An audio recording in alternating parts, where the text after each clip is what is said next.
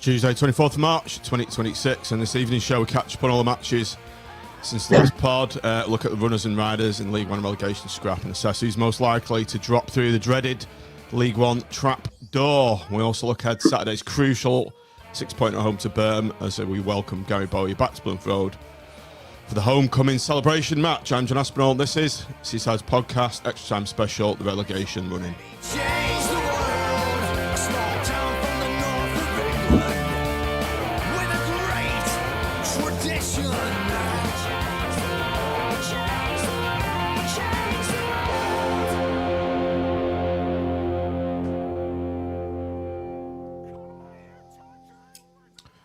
Good evening, everybody. Welcome back to Seaside's podcast on a Tuesday evening. Been away for a while for a few personal matters, but we're great to be back on the pod.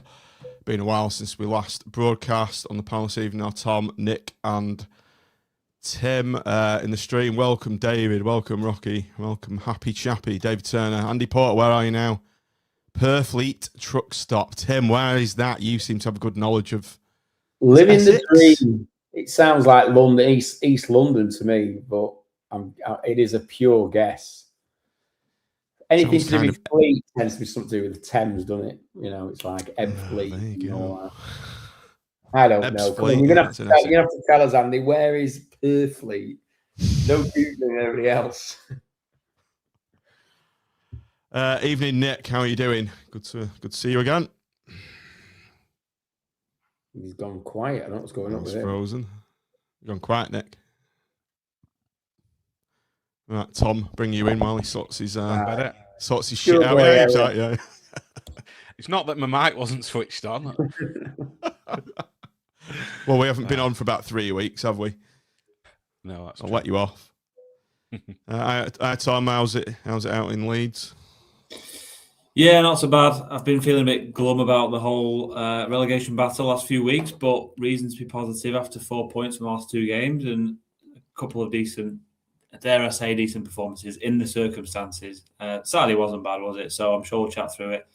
But yeah, all good. It's just, most of my neighbours seem to be Bradford fans, and I've never given Bradford any consideration for 20 years, and all of a sudden they're getting a bit loud now, but they can't win away from home, can they? So hopefully they'll be in the playoffs and meeting us next season as well. Even lost to Port Vale, didn't they? Right, just quite a few games to catch up on very briefly. Blackpool 1, Wigan 1. We scored from a free kick, didn't we? Casey header, Owen Moxon equaliser, and they were a post away from winning the game. A bit of criticism aimed at Evo at the time for not wanting to win the game. Do you think that was fair, Nick? Well, I didn't actually see it because I was on my annual Jolly Boys Lakes walking trip, but saw the highlights. Yeah, I suppose it was going to be a case of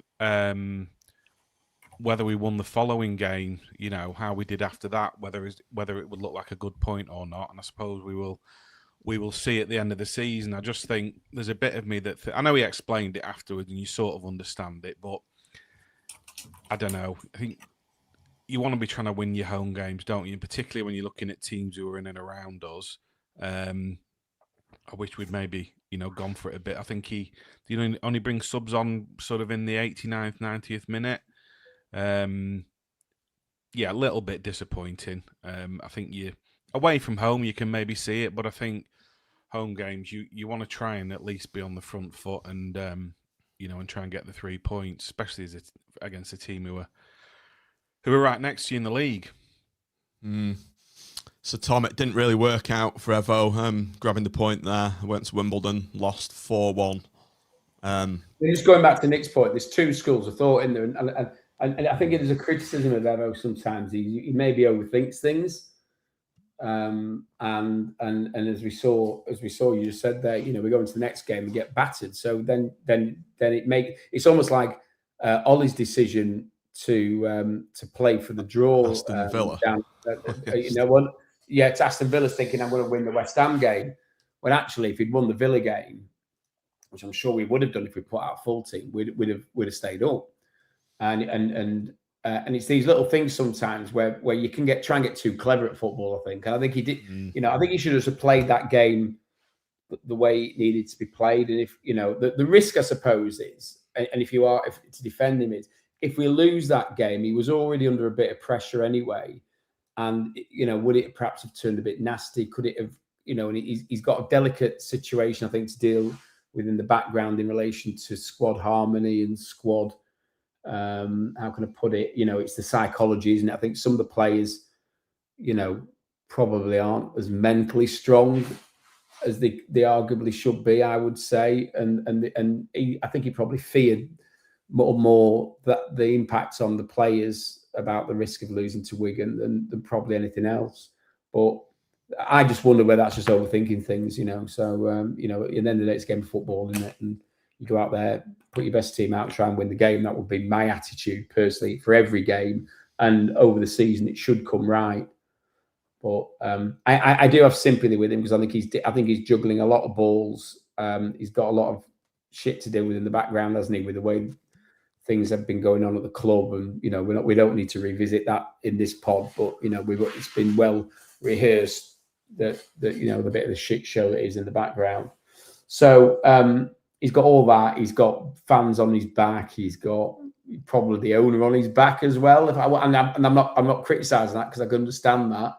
He was obviously not wanting to get relegated. So he's got a lot of things going on. So, but yeah, come on to Wimbledon, and there's a pattern with certain games, isn't there, that we just don't seem to cope and crumble ridiculously when things don't go our way in one particular scenario. I mean, you could reel them all off this season, couldn't you? The games where that happened, starting with Exeter away in balmy August. What we on? We're probably on about 6 of those games now, aren't we? I'm guessing. I'm not a Mitch and gone back and look at my stats, but if you roll back the games where we've got battered like that, Port Vale, Stockport, Wimbledon, Exeter. God, I'm sure people are going to give me as well. Yeah, a couple of others where we've, when one little thing goes wrong, we just turn to jelly. And I don't know how much we're going into Wimbledon, but one stupid, as I recall it, stupid throw back to Horsfall, and he then is put under pressure and does a fucking stupid back pass to keeper, and we all of a sudden after that it was like we were. It was pathetic, to be honest, watching the last 10 or 15 minutes of that game. It was literally pathetic. You can't believe that professional footballers can crumble like that, but we did. And we've done it multiple times this season. And I think it's probably the biggest thing Evo's got to sort out, because it's not down to, we were doing it before he was here. It's a mentality amongst this squad of players, and who you pinpoint the blame on.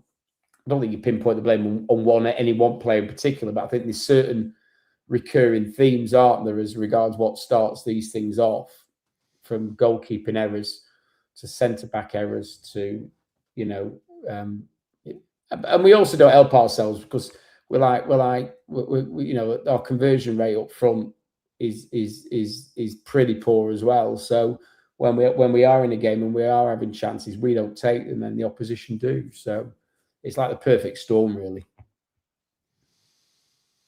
You wouldn't have believed that was the same team who played against Bolton, would you? You could not believe that was the same team.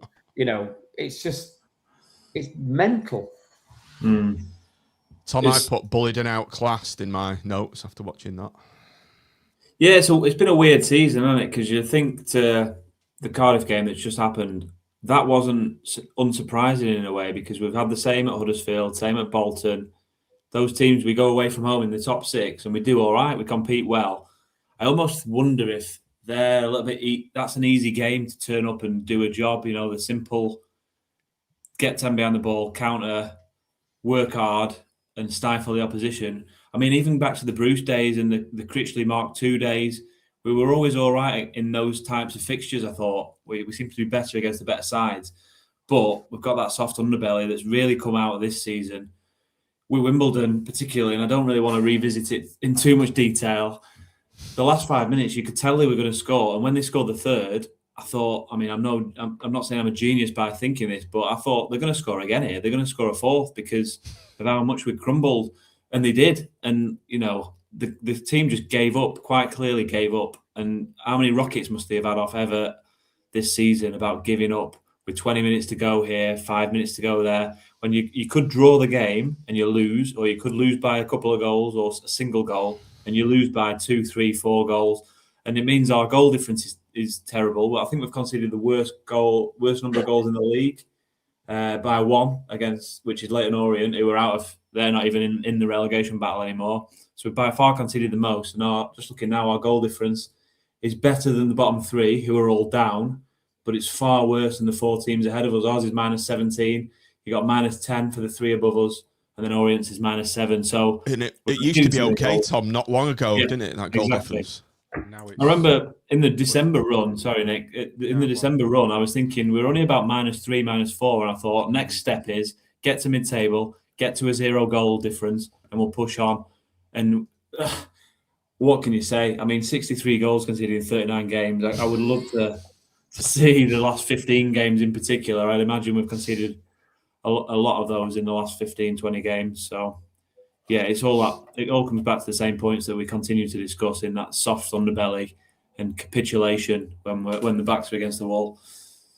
It was like a England batting collapse, Nick. I like that one. Yeah, and we talk about preferred players in certain positions, whether it's Horsfall rather than Heckway, but or whoever in the midfield. We've had these collapses and conceded these goals all season, so it doesn't really seem to matter who it is who's playing and what combination of players. It's, on the whole, outside of December and then the odd game here and there, it's just not been good enough, regardless of whether it's Coulson at fullback or Hubby. Even when Imre was playing, he was brilliant.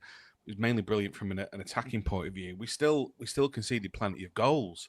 Now we're going to come on to talk about the remaining games, but it's almost like we saw against Port Vale when you don't know what our average goals conceded per game over the season is, but it feels like it's a couple, and you've then got to score 3 to try and get 3 points, which is all right if you're doing it against bottom of the league, but can you do that week in, week out? It's still going to be tough. So we had the chance to redeem ourselves against Doncaster away, another potential 6-pointer, and redeem ourselves we didn't, Tim, and did we not? Losing that one 2-1. You forget how many games that have been played since we were last on the podcast, don't you? Okay, I'll just to refresh your memory, soft opener, BPF punching thin air, bowler at the post with a long-range shot, cannoned off, unfortunate. And their second goal was Peacock Farrell was beaten at his near post, and he was criticised a bit for it. Yeah. Fletch poked in that equaliser after good work from CJ. Yeah, big up CJ. It's a difficult one, isn't it? Because when you're playing teams in or around yourselves, particularly at this stage of the season, and this will no doubt feature later in our discussion tonight. Bear in mind the next 2 games.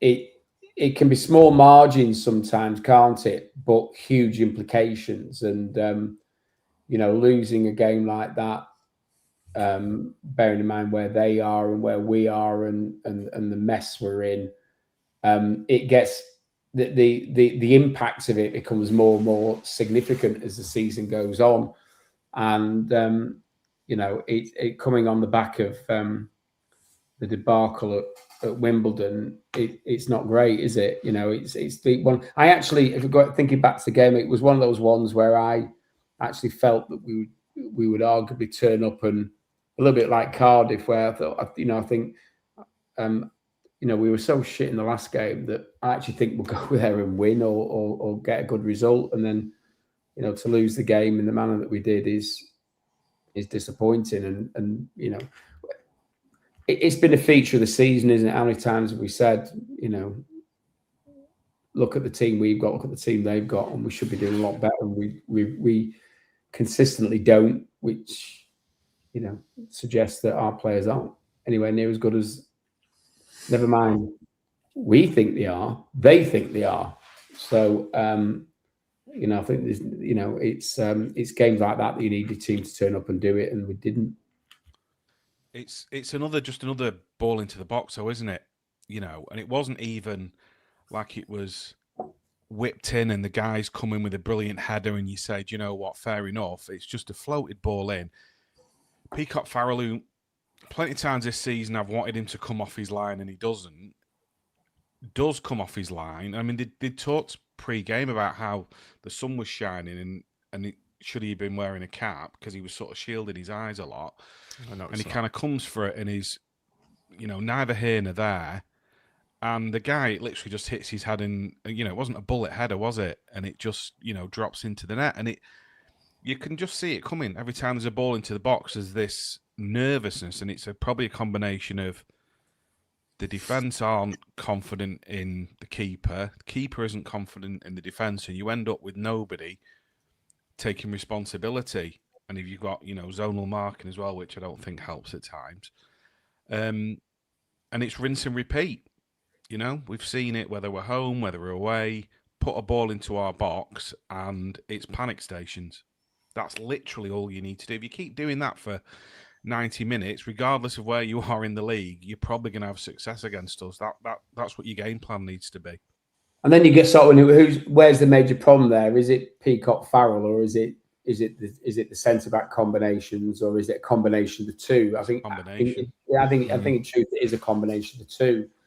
But I think it starts with the keeper. I think your keeper needs to control that box, and we've repeatedly said and heard, depending on which side of the pitch you're at, the communication from the goalkeeper and to the centre backs is not good enough, and that probably starts the uncertainty.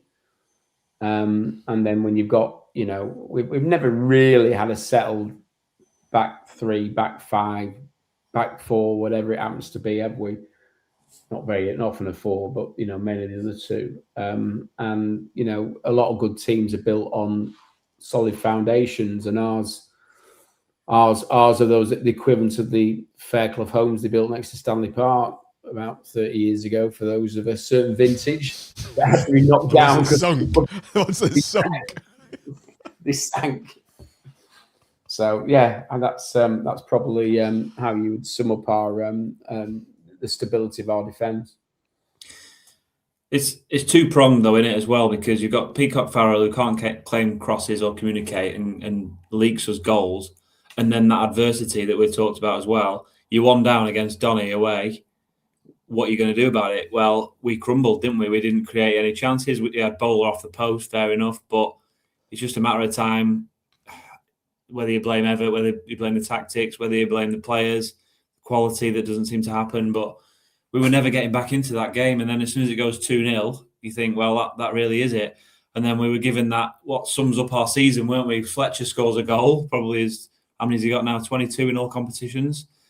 And then Horsfall goes and gets sent off for a second booking immediately. So I was hopeful that we'd get a draw for about 70 seconds, and then it was dashed, and I couldn't wait to grab the Amazon remote and turn it off again. So, that sums up our season in a nutshell. You're looking to your leaders, your characters. The last few weeks, without going into specific games, you've had Honeyman, an apparent leader. He was nearly crying on a Radio Lanks interview a couple of weeks ago, it seemed, coming out saying he needed to be a better leader on the pitch. Horsfall getting sent off, or Husband getting sent off. We've had all of the various leaders, perceived leaders, the over 29s, you could say, who you're looking to really get a grip of this situation, and they've really been letting us down. And again, I would say that's not just this season. We were too nice under Critchley. Even going back to the Championship, we were too nice under Appleton, who randomly tried to get a bit of fire in us, and we started getting a load of sending offs, if you remember, in the Championship. But that's the only sort of aggression I've seen in us in the last 5 years under the Sadler era. So I don't know. Everett keeps saying leadership's different these days. They're not built like we were. Leadership's a little bit doesn't come. They're not as big characters. These are a too nice group, but the other teams aren't as soft as we are they? We seem to be the absolute softest team in this division, and we were the softest team in the Championship as well. I don't know what goes into our recruitment. it seems not very much in terms of the strategy behind that, which is another point entirely. But clearly we're under-indexing versus the teams similar to us, the Huddersfields, the Barnsleys, who are going to be in and around that promotion hunt or staying to fight in the Championship. And we just don't seem to have that core group of someone who's going to get a grip of that situation, heading the ball out from set pieces and, doing the dirty work that those talented players can bounce off. So just one final point as well. With Doncaster winning tonight against Port Vale, they're 1-0 up. They're up to joint 12th now, so they're 8 points above us. And if you look at them, they're just as close to 8th Reading. They're 10 points off the playoffs and 8 points off 8th. So that just shows how close we are really to being in that contention for the top 6. It sounds ridiculous, but the gap from us to Doncaster now is pretty much the same as it is from Doncaster to the playoffs. So if we hadn't have shipped the goals, if we'd have had a semi-decent, not awful run since January, we'd still be talking about the playoffs. But as it is, we're really, we're obviously down there and potentially going down. But, this league, what I'm trying to say is this league is there for the taking. You look at Plymouth now in 7th, absolutely flying, fair play to them. They've stuck with the manager and they're scoring goals and keeping them out at the other end. But those teams that are 6th, 7th, 8th, there's nothing in this division at all. There's no quality across all of it. So we've got some favourable fixtures and we should get over the line from here, as we'll come on to discuss. But it's just a really disappointing season that we're not having exciting conversations about the playoffs, because it's been a bang average group, hasn't it? Except Lincoln at the top and maybe Cardiff. So, yeah, it's been disappointing. Who we're unbeaten against. A delicious irony, Tim. Certainly is. That coins the catchphrase, was that little stat. So, Tim, before the Doncaster game, it was announced that Steve Thompson's coming back in, which was widely welcomed by the fan base.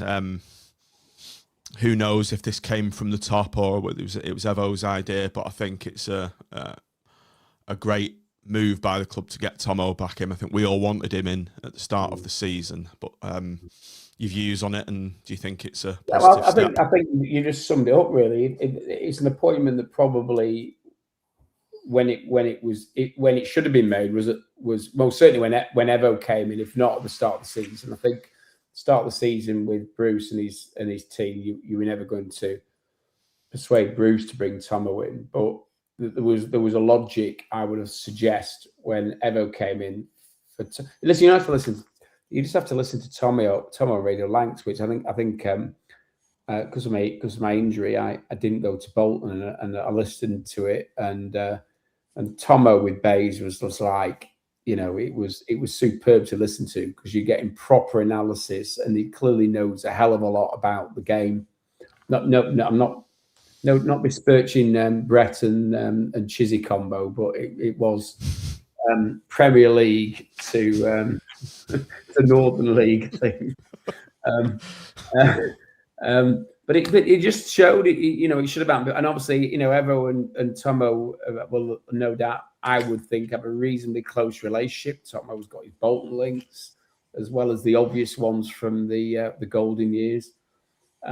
So yeah, it should have happened earlier. I don't want this to be, I don't think it was Evo's idea to bring him in. I'm fairly sure it came from above. I think it was a case of, you will have him and we need him, and I think Evo's had to suck it up. Hopefully he'll see the benefit of it, and they can help us get back on to where we all think we should be, because they were both involved in that incredible period for us. And I always remember going back, how well respected Tomo was by everybody who ever spoke about how inventive he was in relation to his coaching sessions that he put along. So I don't think Holloway put many on. I think it was mainly Tomo, wasn't it? So he very much leaned on him on the coaching side. And he had a great footballing career of his own. You forget that sometimes about what a good career he had himself. He's very experienced, played a lot of years, and relatively successfully for the most part, I think. So I think it's a great addition to the backroom staff. Couldn't even say that then. Backroom staff, and hopefully if he can, just do that little bit that gets us over the line, whether it's the way he coaches the defence, whether it's the way he encourages Peacock Farrell to communicate with that defence or to come out, whatever the involvement is, something's missing, and bringing him in can't do any harm, I don't think. Nick, anything to add on Tomo? Personally, I was very pleased. I guess you were as well. Yeah, I think I'd echo what Tim said. Whether it was Evo's decision, I'd agree with Tim. It potentially wasn't, but it's needs must at the moment, isn't it? And if you can do one thing that means we win a game, then we'll take it at this stage of the season. When you, like Tim says, when you hear him on Radio Lancs, he calls stuff out that's, it's obvious what he's seeing. And I'm thinking, we've had the bit of upturn in form from Josh Bowler. We're playing him in his best position. Whether that's come from a conversation from Tomo, I don't know. But long may it continue, because I think that's what's probably going to get us over the line, hopefully. He's well liked by everyone, by the fan base, by the people in the club. So, yeah, we'll welcome it. And then, the inquest into this season can come at the end, can't it? For the here and now, it's let's get enough points and get over the line. And I think he will have a positive influence on that. And as Bisons has just said, plus he's called Steve. Yeah, well, there is that. On form tonight, Bisons. Keep it up. Okay, so there was a positive influence from Tomo, Blackpool 3, Port Vale 2, but it looked very, very dodgy just a minute into the game, Tim. I was out in France on a holiday, and we just sort of missed the start of the game, and I got told we're 1-0 down after 1 minute. I didn't believe it. Did not believe it at all. Well, I was still entering the ground because we'd set off quite late from our libations on Leyton Road, and some guy was like prattling around and couldn't get his card to work, and you've joined the wrong line of the queue. Yeah, so yeah. There for like 3 minutes, and I end up saying, "Oh, sod it, and then we'll go and join the other line." Join the other line, and of course he suddenly gets through, and then anyway. So you can imagine we weren't there on time. So I was just coming down the tunnel, so to speak, when the goal goes in. I got a lot of grief off somebody. You blocked the view. But it was of their goal, obviously, and they're reeling away, celebrating. So it's like, Jesus Christ. And like, you're taking your seat, everyone's like shaking their heads, and you're thinking, could it get any worse? It wasn't the most auspicious of starts, was it, to be fair? But as we're going on to discuss, it was also probably, I think, one of the most enjoyable games of the season. I think particularly for those who frequent the north, because there's been a distinct lack of good goals scored at our end, and one of the probably the most the pleasant stats that I can report is all 3 goals were at the north end, which is what we want, and well, I want anyway. And there seems to be a disproportionate. There seems to me to be a disproportionate number of goals scored at the south end, and I always prefer it naturally when there are ours. So, but I literally that game, I'm struggling to think of a game all season I enjoyed as much as this one. Don't call it North End. Don't call it North End, Tim. I've done that before, and I got absolute pelters on here. So did I call it the North End's a little bit? I'm sure he said the North End. Did he? Did I hear that right? I did have the prefix the North End, which is a bit different than you say North End. It was my first. Yeah, it was my first game in the safe standing, actually. I want to push everyone late to the party on it, but what a game to choose to be in the safe standing in the north. I think, touching on the first goal, which was horrifying, I think we just seemed too desperate in the defending, didn't we, a little bit? It's like every time we lunged in and tried to show our commitment and desperation to not concede a goal, we kind of made it easier for the opposition. So I know Walters gets caught out first of all, and obviously they've got that whole channel to run into. And then there's a shot that is blocked, I think, by KC, is it? And then Walters lunges in again to try and block it, and just it goes straight in this middle of the goal with an open goal with only not even the keeper to beat. So if KC hadn't tried to block, I know this is all, you can't criticise their efforts to defend, but if Casey doesn't block it, the keeper probably saves it. And then if Walters doesn't throw himself in to try and win the ball, it probably blocks it. And then he just puts it into an empty net. So it's one of them things, isn't it, where when you're down there, it kind of all goes against you. And yeah, we just looked, we capitulated a little bit. So it was a terrible, terrible start. But as we've criticised the lack of ability to get yourselves back in the game, they didn't lack any of that fighting spirit on that performance. And fortunately, Port Vale were of a standard of opposition that would give us chances, would allow us to get back into the game. They didn't really offer much, did they? And unfortunately, we were able to show a little bit of quality as we got into the game to get ourselves back in it. Nick, Jordan Brown coming for a bit of stick every now and then, but he played quite well from this game from my drunken outpost in France. I do remember him smashing one against the bar from a long-range shot. Wasn't something I expected to see him to have in his locker, but it was a great shot, and I think it set the tone, really, didn't it, for our sort of comeback in the game almost. Yeah, I mean, Tim mentioned before, about the North Stand, and there was, quite a decent atmosphere even when we went down. Went 1-0 down early, and we needed it as well, didn't we? That's it, and we need it for the rest of the season. I'd actually left the Tipsy Seagull just after Tim, but we got in probably 30 seconds in, and Jim said to me, "Oh, at least we're not 1-0 down." Right? And that was at the bottom of the steps. By the time we got to the top, we turned around and just looked at him and I went, for fuck's sake, couldn't believe it. But the North just, it got louder. That used to happen in the Championship when we'd go 1-0 down and we'd just get louder. And credit to them because we did. And I think, like Tom says, thankfully, we're playing an opposition that gave us enough chances to get back into the game. And Bowler was our talisman, wasn't he? He really was. Yeah. For the whole game, he was picking the ball up and taking it to the opposition in the way that you want Josh Bowler to do. And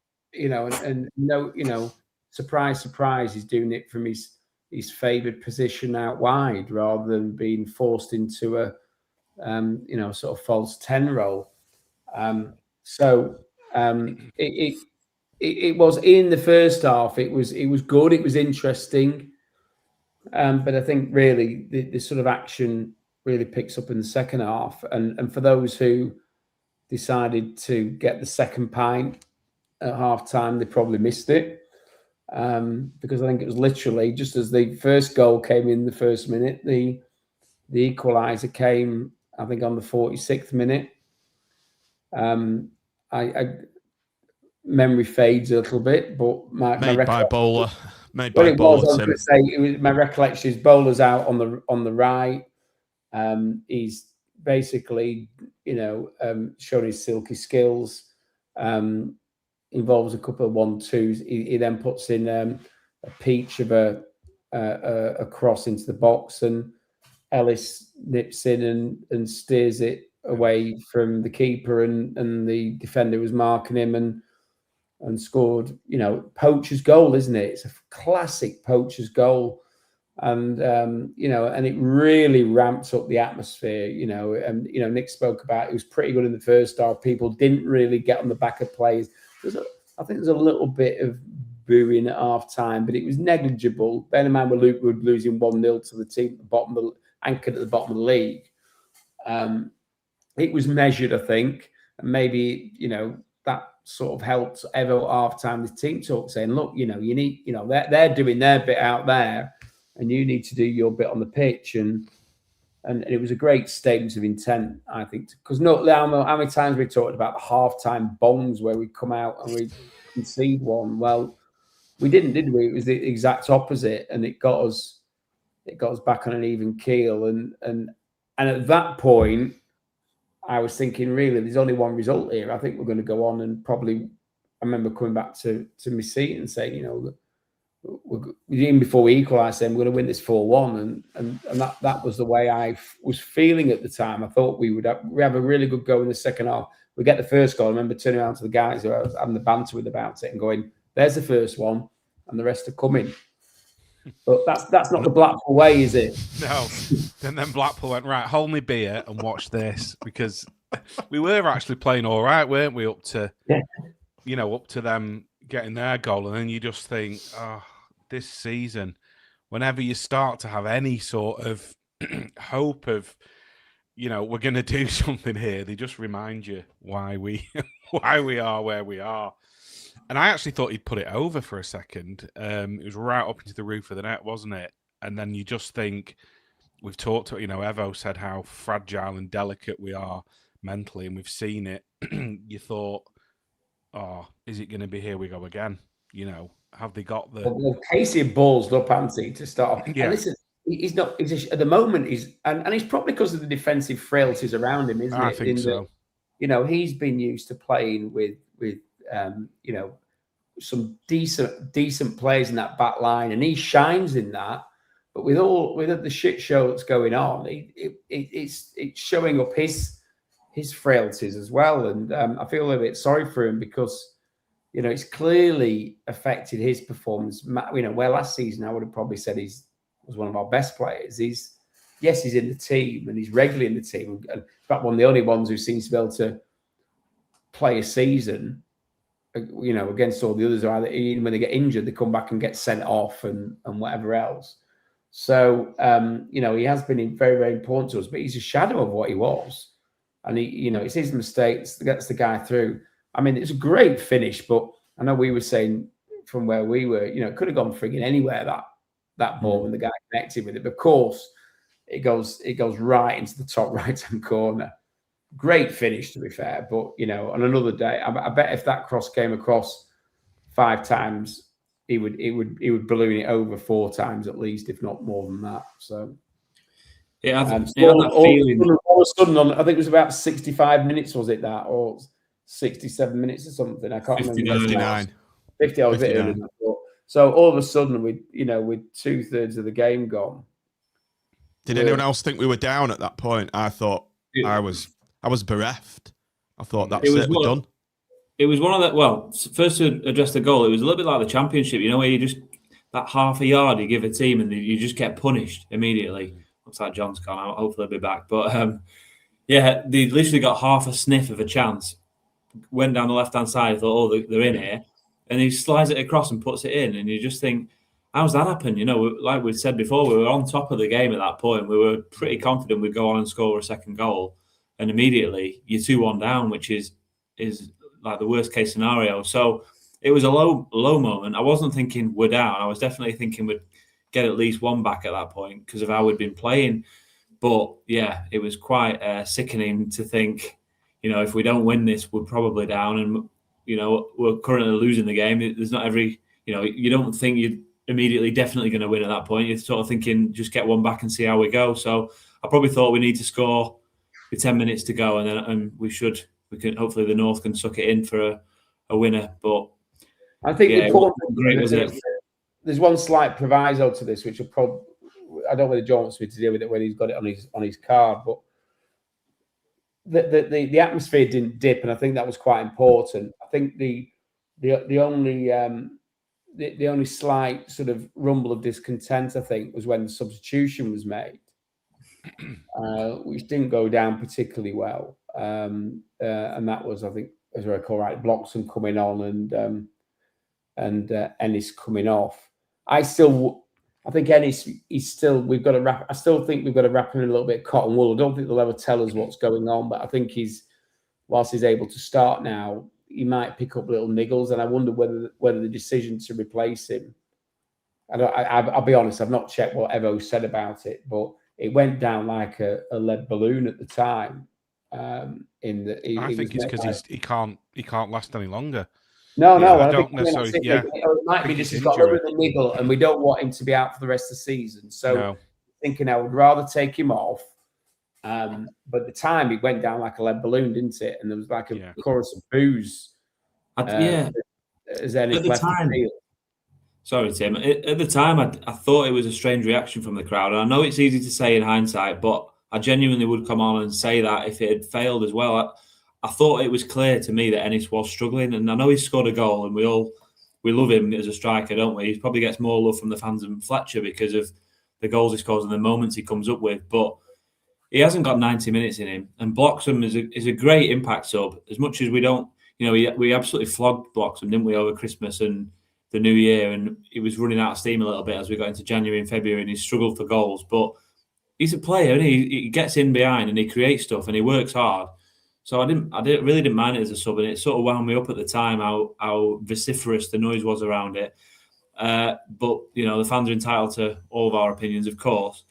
The other thing I wanted to say is Ever absolutely went for it with the West stand. He was absolutely going for the prawn sandwich brigade in the West, and I think he's doubled down on it in his comments, I think, and claimed that he was saying it to his staff and shouting at Craney and justifying his substitution that he claimed was his decision. But I think if you actually watch it back, he was ready to go in both barrels on the West stand, and Craney actually held him back. So it was quite a tasty atmosphere between Evo. That was the turning point, wasn't it?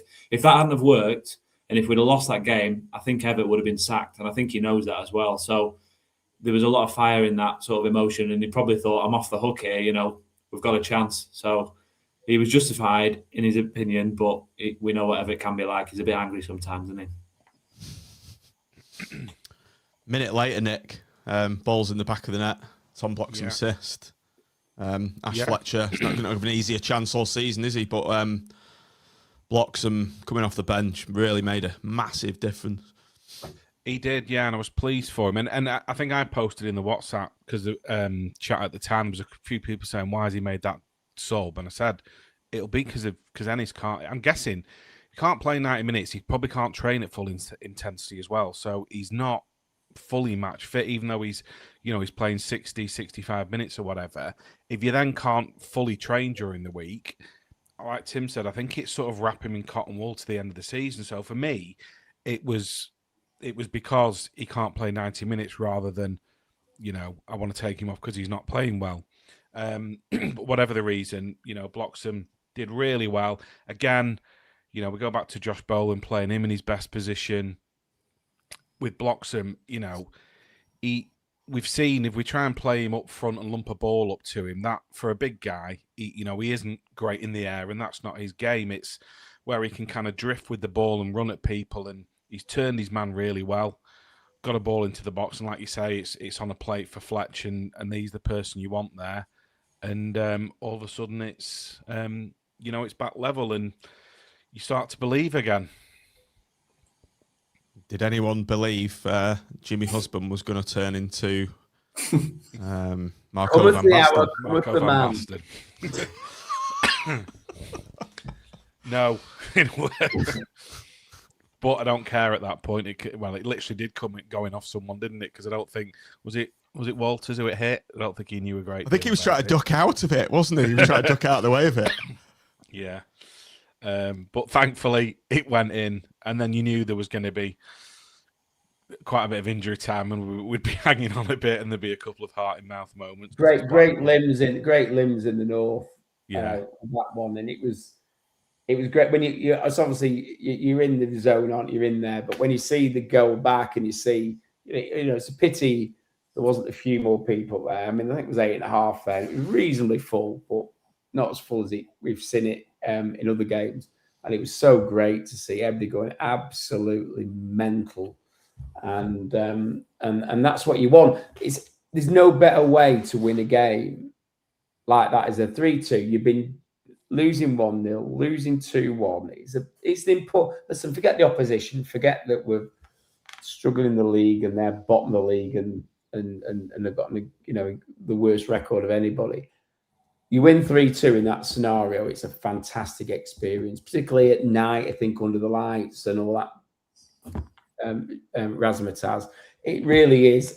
It's the way to win a game of football, and that's what made it the most enjoyable game of the season for me. incredibly important points-wise as well.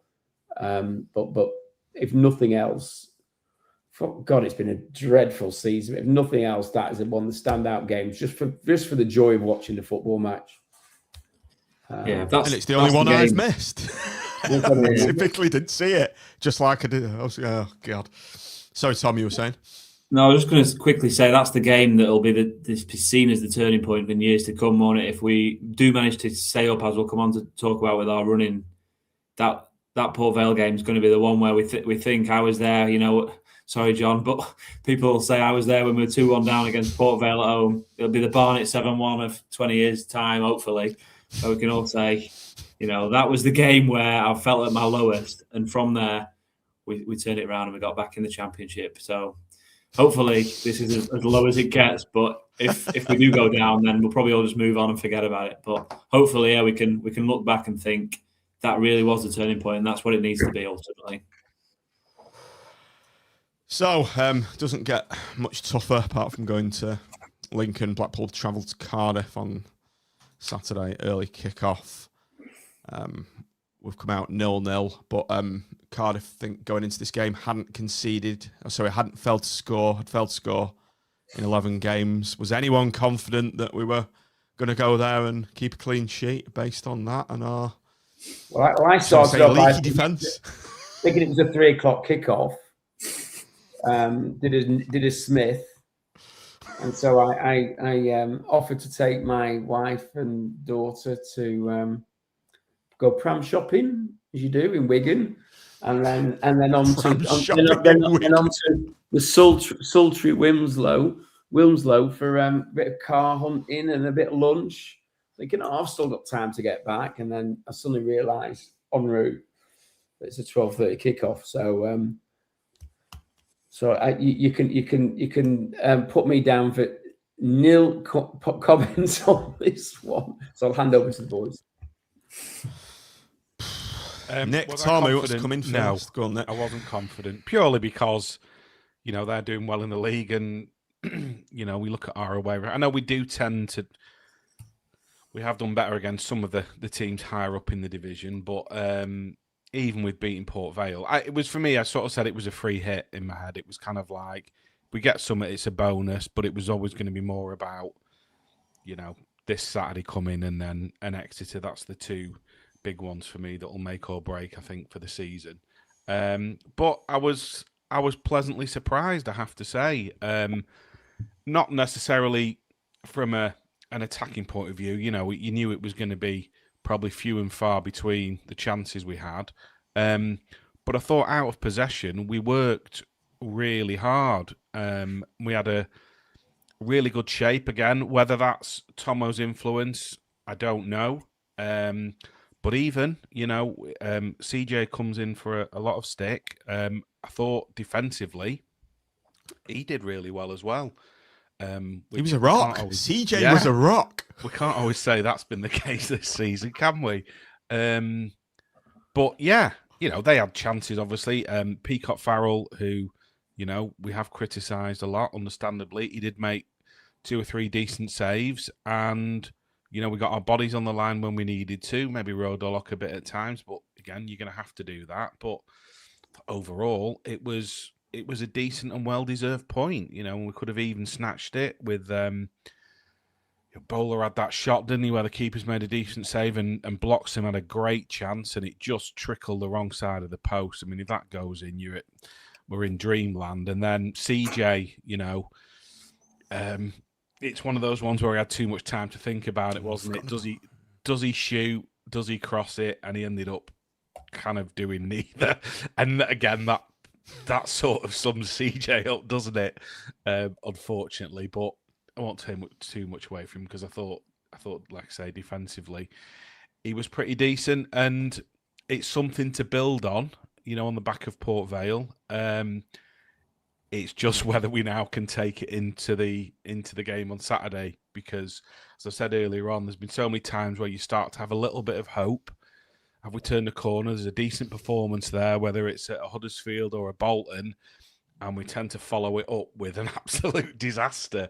I'm hoping that's not the case. We'll come on to talk about the Burton game shortly. But yeah, certainly a very welcome point, and it might be one that is crucial come the end of the season.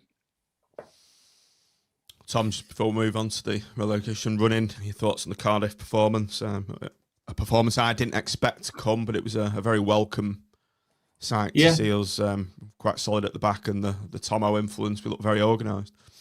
Yeah, quite well drilled, you would say, given it was a new formation.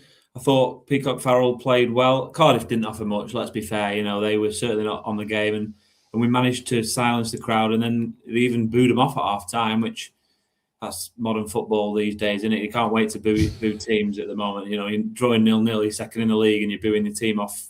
Felt slightly harsh, but I'm not a neutral, so that's my opinion. But yeah, we managed to do our job in that, and I'm sure that was the game plan. Quieten the crowd, frustrate the opposition, and create chances when you get them. So Peacock Farrell made some great saves. I thought Karoy Anderson in the middle was probably man of the match. Classic. We're now going to be missing him for the Burton game because he's off to Jamaica to play for his national team. So that's just as it goes, isn't it? But yeah, we looked a good side. And yeah, we offered a threat as well. You've got Bowler. He wasn't quite on his game as much, and I think he got a few boos as well since he had a bit of a disappointing loan spell with Cardiff. And then the front two combined really well. So there was a chance with Fletcher playing a beautiful ball into Bloxham, which Nick touched on, where it's just gone wide of the post. And Ennis as well played well when he was playing. He came on off the bench, didn't he, for the last half hour? Did okay. So yeah, it's exactly what you can ask for from a game where you're looking for a draw, you're looking to silence the opposition, and you take the point. I think we were lucky to get a point, but you take the point when you can get it, don't you? I think it was more about the performance on Saturday as well. Like, if we'd have lost 1-0, I think we'd all be feeling about the same as we are at the moment. The extra point's helpful because we really need points at the moment, but performances, building off the back of that Port Vale game and really continuing that momentum that we're hopefully starting to get going into these two crucial home games against the teams around us is what was most important. I have a funny feeling that could be the point that keeps us up. I've just got in mind. It's a massive. It's a bonus point, wasn't it? It was a bonus point. I think it could. We've spoken about our poor goal difference and how that's a negative point, isn't it? But I, subject to what we're going to want to discuss, if we stay up, I suspect that could be the difference. And we are going to discuss relegation run-in. I'll just try and get this graphic up there over our heads. That's the table as it stands at the moment. I don't think...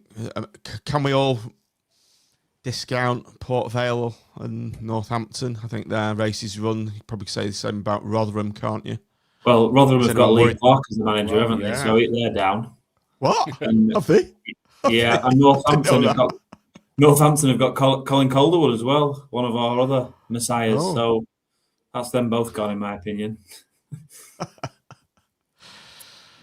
So let's just assume that they're not doing anything. Exeter have got they're on an awful run of form, as you can see. Their last 5. Don't think they've won in about 10, 11 games. They have got to play Orient at home, Blackpool away, Doncaster at home, Plymouth away, Stockport at home, Burton away. So that's a pretty tough run-in for them, playing some form teams, and you'd like to think that they're the main target that we can get ahead of. Yeah, I think that's the one I'm thinking about. I had a quick look before who they got to play, and I'd agree it's a pretty tough run-in. I think it's these next 2 home games for me that decide us. We can get positive results there, like Tom was saying. You win a couple of games and you jump up and you're right out of it all of a sudden. Having said that, if you look over the course of the season, we've been saying for a long time, just win a couple, and it's being able to just win a couple. We inevitably follow up a decent performance with a bit of a shambolic one. And if you look over the course of the season, more often than not, that has been the case.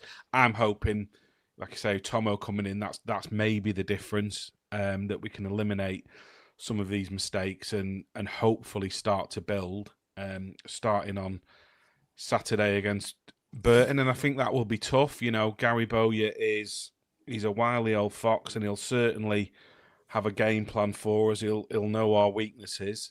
If we can get over the line on that one, then we have to be confident going into that Exeter game, which I think's Good Friday, isn't it? From memory.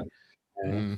They're massive, these two. Yeah, games, that we could be out of it, or we could be looking at what away games we're going to in League Two next season in the next. I think BST have done a bit of a call to arms for this one. I'm sure. I'm not even mentioning BST because I know they've done it. I'm sure the other groups will be doing similar things. Interestingly, Scott Cadellis has messaged me and said there's only 1,495 tickets left for Saturday, which is encouraging. I think that doesn't include opening the north part of the east, which he seems to suggest might be an option. So I think, listen, if you support Blackpool, you need to get your arse down there on Saturday and get behind the team. For me, I think it's a difficult situation we're in, and it's everybody. It's all hands to the pump, isn't it? And if we can do our bit and create an intimidating atmosphere. I remember going back years ago when Hartlepool came and in some playoff game, and Chris Turner said it was like the most intimidating atmosphere he'd ever been involved in, and that was, I think, it was only 5,000 there. But geez, let's do it. Let's do our bit. Whether it work or whether it won't work or not, I think we all need to be there, and the apathy needs to be just put aside for 1 week. And let's try and get these two games over the line, because I think Bison's, and he makes a valid point in the comments. If we win those two games and Exeter don't win theirs because they're on a bad run of form, we're 6 points clear of them. That's whilst that's not putting you safe. With 5 games to go, then with 5 games to go, 6 points ahead of a team in free fall. You'd fancy your chances, wouldn't you? You'd fancy your chances. I mean, that'd be massive. These next 2 games are off the scale massive. And you also suck Burton down into it again, because whilst they look, and they've got quite a good run of form themselves, whilst they look like they're ahead of us, all of a sudden we beat them on Saturday, and they're only 1 point ahead of us. And then if they don't do well on Good Friday and we do, all of a sudden we're ahead of them. So then we've got a buffer of 2. So these games are huge. Every single game between now and the end of the season is huge, because it has such dramatic implications. And we shouldn't be where we think we shouldn't be where we are. The table doesn't lie, though, does it? But Jesus Christ, we need the players to perform. We need the management to perform. We need the fans to perform. Yeah, I mean, you look at Exeter's games, you wouldn't swap their fixtures for ours, would you? So that's one thing. You wouldn't swap their form. Look at their form. 5 losses on the bounce. I think they've lost 6 out of 7. They've just lost a manager to Wigan, who beat them at the weekend. So they've got a recent kind of a temporary appointment in charge. So we've not got that situation. So I'd say we're stronger there. And our squad clearly shouldn't be down there. So everything's pointing towards, if you're neutral, you're probably saying we're finishing above Exeter as it stands, aren't you? Because of these next 2 games and the run we've got in after that. And people are saying Exeter aren't going to pick up another point this season. Well, they are, but we need to pick up more points than them. So obviously that goal difference is significant. So we need to finish on more points than them.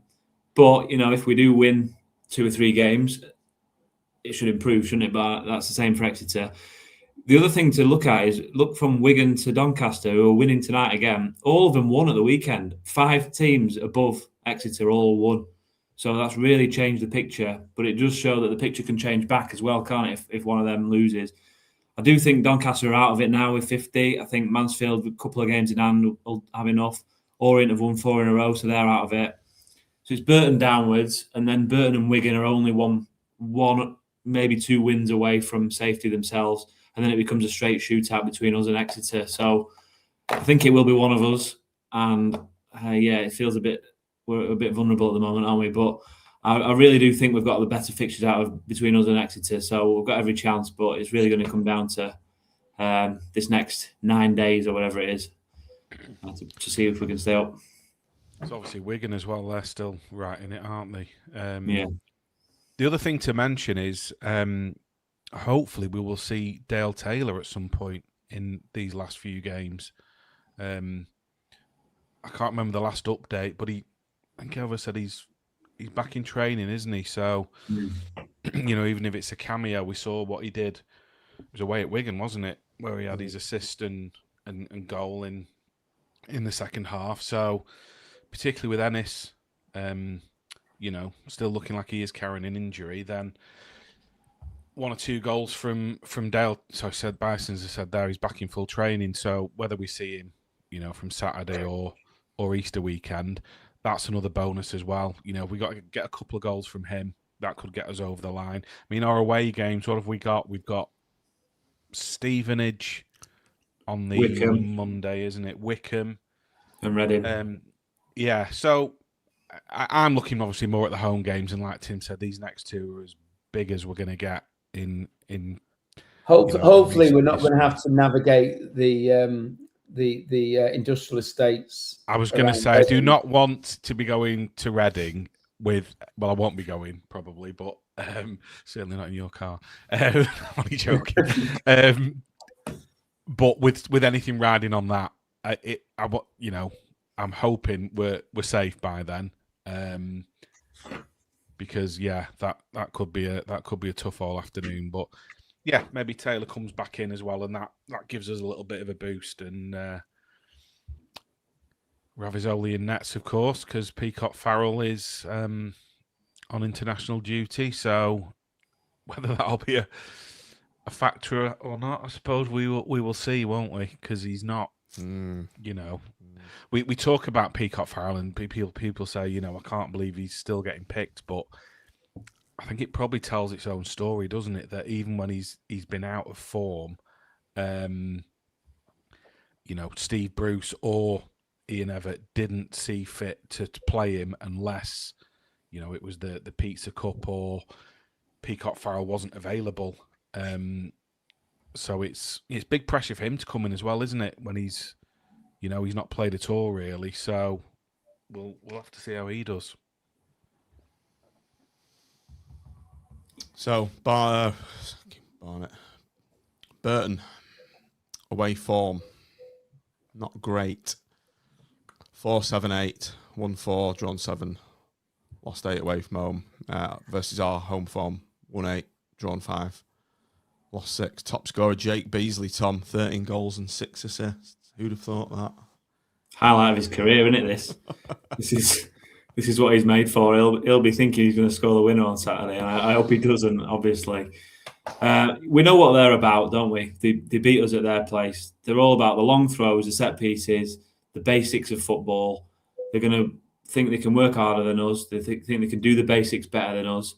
They're probably going to come for a point, or if they can really smell blood, they'll go for a win. But we know what to expect. I'm hoping with Tomo as part of this staff now that we know what to expect as well. They go on about, we've got the best attention to detail that Tomo's ever seen and all that. That's brilliant. But the backbone of the coaching staff and being well drilled, but also making sure the players understand what the drills are, not just saying it. It's the communication. It's also putting that into practice in it as well. So we need to be able to defend the long throws and set pieces, which has been our downfall all season. So we need to improve that, don't we, at last? And then we've got to offer a threat for ourselves as well. Hopefully Taylor comes off the bench. You've got a decent squad now, and every position we've got somewhere where we can bring somebody on. We're not worrying about injuries anymore. Apart from maybe Walters at right back, who seems to be getting picked, even though he's not fully fit. Clearly, he's walking around to take throw-ins, isn't he? And taking 2 minutes every time. We've got to throw, even though we're losing the game and things like that. So I don't think he's quite ready, but we haven't got anyone to replace him. But other than that, we've got a pretty good squad. We'll see if Ehekwe plays with his toe. That's the obvious one that everyone talks about every 2 games. But yeah, and then you've only got one keeper, I suppose. But aside from that, yeah, I'm pretty confident we've got options on the bench to try and win the game. And if we bring our our A game on Saturday and a good crowd, I am reasonably confident we can build on this momentum we've got going. So it's going to be a big game, but yeah, I do fancy us to do all right. I think there are other strikers out. Someone's mentioned in the comments he's called up for international duty as well, isn't he? So that is obviously a bonus for us. Because he's a decent player. Quite, I like the look of him. So hopefully that will, give us a bit of a confidence boost as well. Right, chaps. Before we go around the room, how do we think we're going to do in this game?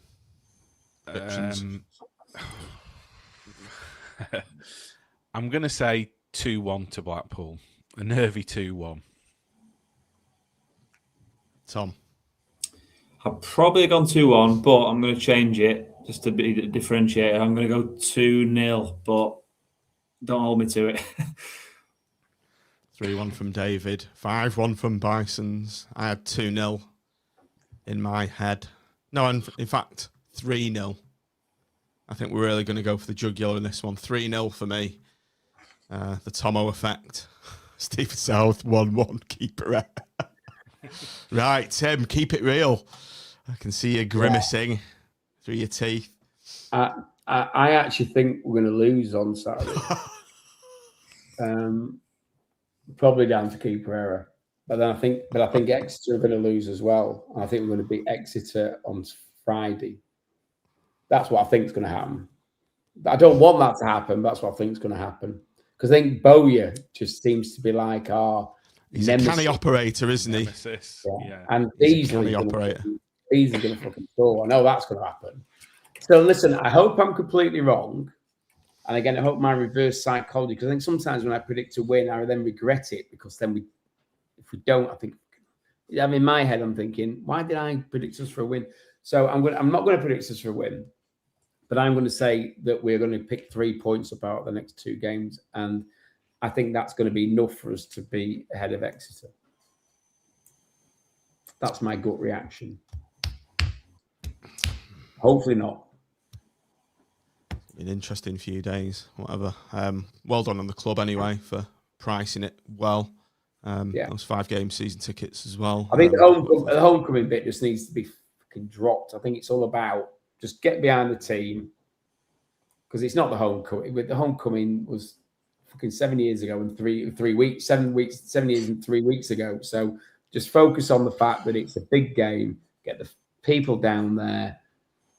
Let's support the team. Let's get behind them. Let's try and make sure we get that result over the line. And I said, there's a bit of reverse psychology on what I say, because I hate predicting us to win when we need to anyway. But let's whatever it takes, fucking scrape over that line and then rebuild for next season. That's what we've got to be doing. 3 points will go a big way. Okay. So just before we head off, I just want to bring everyone's attention to this really sad piece of personal news for me. The main reason why we've been off air for the last couple of weeks. My cousin Joe Gradwell really sadly passed away just around 2 weeks ago. A real bolt out of the blue for me. Joe was like a brother for me growing up. We were cousins. We grew up together. We followed Blackpool all over the country together. Had so many good memories going to places like crap places on coaches like Gillingham, York, all places. Maidstone, we went 0-0. And yeah, Joe really sadly passed away 2 weeks. It was a big shock to me.